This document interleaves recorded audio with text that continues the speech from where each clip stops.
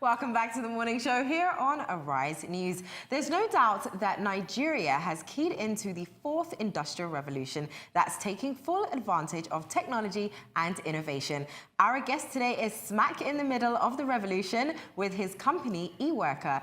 Okosa is the founder and CEO of eWorker, a company that connects organizations to elite software developers in Africa. Welcome to the morning show, Good morning. Ike. Good morning, So Ike. are we calling you Ike? Ike is fine. Okay. Good morning. Yeah, morning. So tell us more about eWorkers.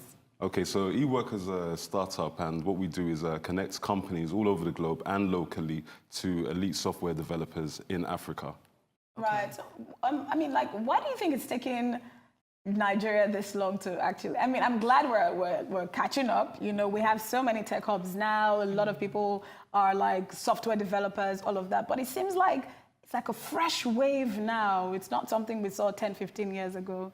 Yeah, I would say not 10, 15 years ago, but it's actually been ongoing for a while.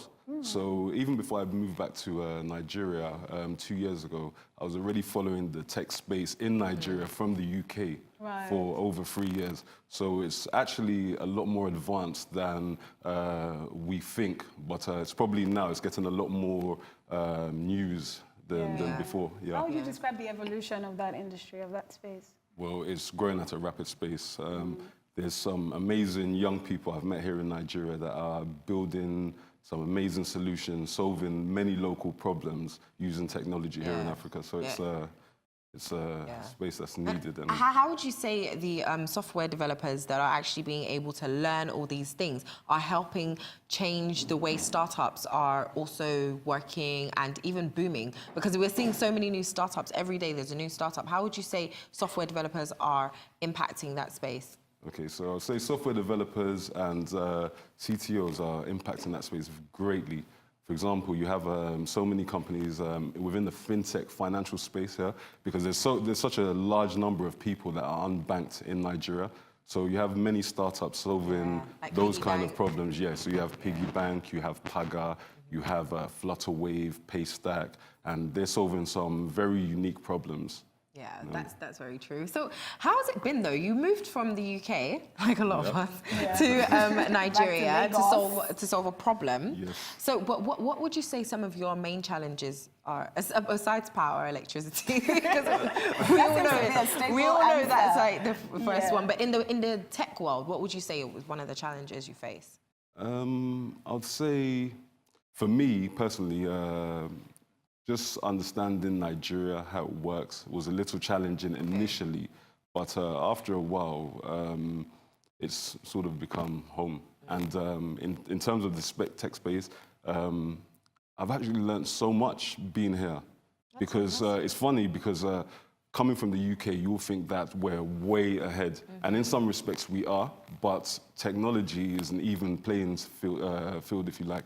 So a lot of the guys here are building things that, so for example, the banking apps that we use here, they're way more advanced than what we have in the UK, right? So if I do a transfer, I get a confirmation, an alert by text, by email. In the UK, for example, yesterday, for instance, I went to buy something and I forgot my card. And I was able to do a 737 transaction to the company, whereas in the UK, if I don't have my card, that's it.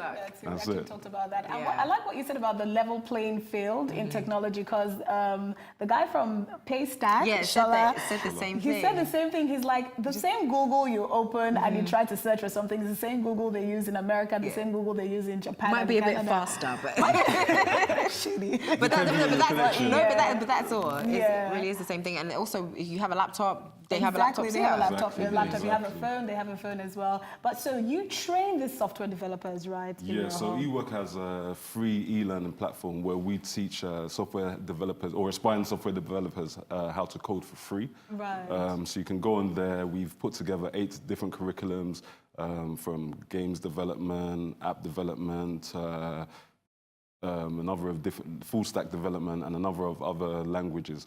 So what it's to do is to try provide a structured way for aspiring developers to learn how to code, because many of the developers that I've come across here in Nigeria, some of them have learned how to code in unstructured ways. So you find holes in some of their codes, et cetera. Whereas with these free courses, they actually give access to a structured curriculum, which helps. Right. So can everyone code?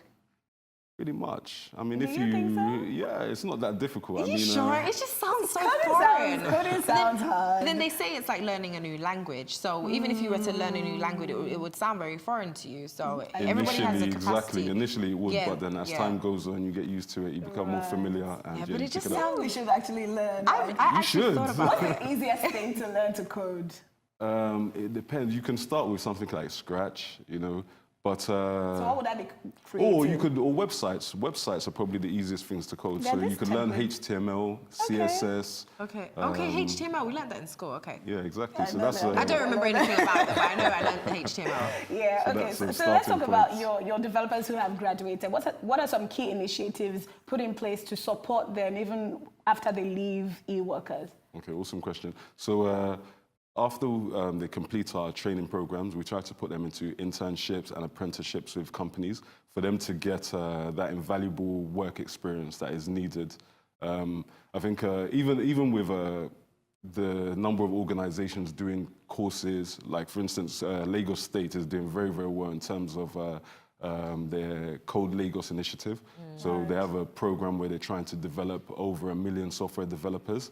However, many of those developers, once they've learned how to code, what's the next stage? Many of them need to, and you're not going to be able to give them a full-time job immediately because they're lacking the experience. So by placing them into internships, apprenticeship programs, then they're able to get the required experience before moving into paid employment.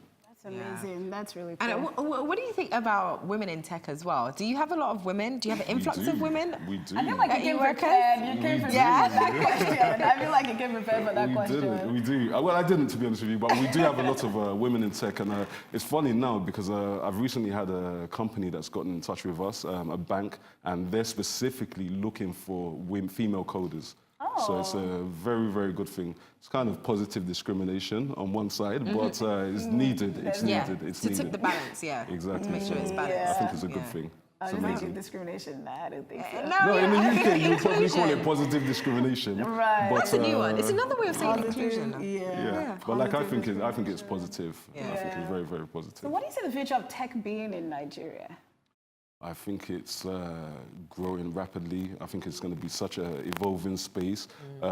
With technology, or what you find now is that most companies are technology companies. You need an element of technology, whether it's to improve your business or to grow your business.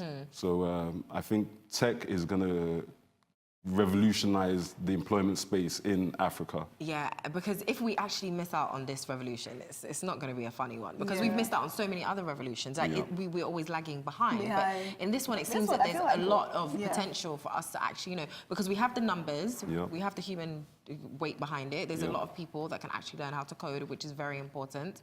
So there's no need. We should actually learn a language to add to the numbers. And it's funny as well because in the US, there's a stat from the US Department of Labor that says by 2020, which is just in 2 years, there's actually going to be a shortage of 1 million software developer jobs in the US. So that creates a huge opportunity for the talent here. Yeah, exactly. For outsourcing, remote working, freelance opportunities, et cetera, et cetera. Amazing, amazing. And when do you think they should start? This is a question we ask a lot, like coding. So I keep bringing up Dubai. Remember when I saw that report on Dubai? Dubai now says they have like a catch them young kind of program. So regardless of what you want to end up studying in secondary school or in college, you will learn to code. Do you understand? So, I mean, what's your take on that? Is that something we should implement here? I agree, and it's already started. So we work with a company called Wi-Fi Combat, and they do software developer training for 5-year-olds and upwards. So we've actually hosted a hackathon. I think it was from 5 to 13-year-olds. So A hackathon. A hackathon. Yeah. Like hack. Where a hackathon. Hacking party. Hacking experiment. It's a session where you put teams together and they have to come up with a solution to a problem. Okay. So this was a financial problem that the kids had to come up with and solve. And they did it in the space of about 4 hours. They came up with a program to solve a financial problem.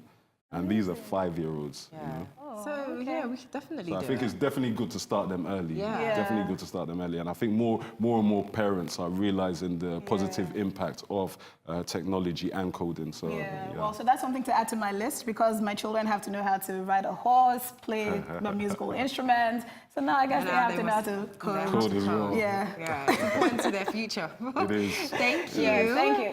Yes. You'll still be here with us? Yes, am. you are. But tell her, how can people reach you though? Okay, so people can find us on online. Our website is www.eworker.co, and on social media at eWorker_co. Okay, Fantastic. amazing. We're heading on a quick break now. Ike Okosa will be here when we return, and we'll be discussing the new Vibranium Valley Tech Hub, which houses 30 startups and has the capacity to support 50 more. Don't go away.